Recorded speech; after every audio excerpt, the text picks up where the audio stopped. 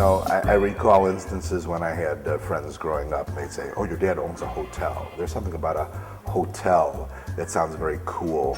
My friends would say to me, what hotel is it? Thinking that it is one of your A-list hotels. I'd say, no, it's not the Hilton, no, it's not the Drake, you know.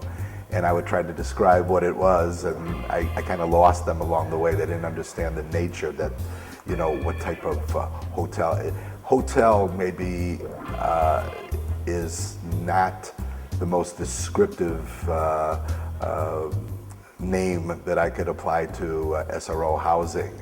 It's not the type of business that you bring your neighbors and friends over to see, and here's my office, and here's my desk clerk, and here are my best tenants. You know, we're not at the Trump Tower here, and we're not going to have cocktails after work. This is it. After you're here, you're either in a cemetery or in a mission. Nobody grows up, goes to prep school, college, and then chooses to live here.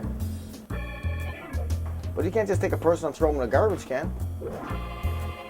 I mean, basically, that's what the city wanted to do. They said, we don't care, get them out of here. It's your responsibility. I said, eventually, the only destiny I see here is a wrecking ball. Because it's going to come, someone's going to come down and knock this block down and build a big high-rise here. And people will walk by and go, oh yeah, that used to be the Ewing Annex Hotel. Because I've been fighting for these guys too long. I'm not going to just let them come and take it away. So it's not only the right thing for me, it's the right thing for my people upstairs. Because you know what, like I said, after a while they become your family. And you know, money isn't everything. Yeah, that's a tough one, you know?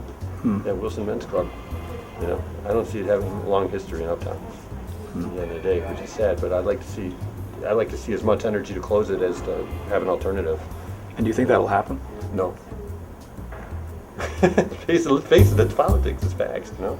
That's how things work. You know, this town isn't the way it is for no reason. You know, we're not the most segregated city in America for no reason. You see, this didn't happen by accident. This happened because of real estate, because of how real estate has been done in decades of Chicago. It reminds me of an old saying, it's easy for a camel to go through the eye of a needle than a rich man to get into heaven. You know that? That's the truth. You see these people, I just jokingly, I call them the Tokyo All-Stars. To see them, like you're walking around town doing, maybe I'm going to the red light, or maybe I'm going to the store, you know, on my way to do something, and like you see so-and-so stick his hand in the trash, and you're like, oh Christ, I'm in the same building as this guy. Or someone is on the other corner, Grand and Wabash, and they're looking at girls inappropriately, and then you're like, Christ, I'm in the same building as this guy. This is stuff. So you see them all around the city doing just slightly off things. So yeah, kind of sad. But just take a look at this block and take a look at this place, and sort of get a kind of a long-term kind of view, you know, from the whole block. Obviously, across the street, very nice. It's all very high-end and all done up, and I think you just kind of get the impression, I don't know if anyone's watched Sesame Street in a while, but one of these buildings, or one of these things is not like the other, okay? So you can start down there, building, nice building, the Tokyo Hotel, high-end restaurant, historic pizza place. So which would be not like the other? I'll take Tokyo Hotel for 200.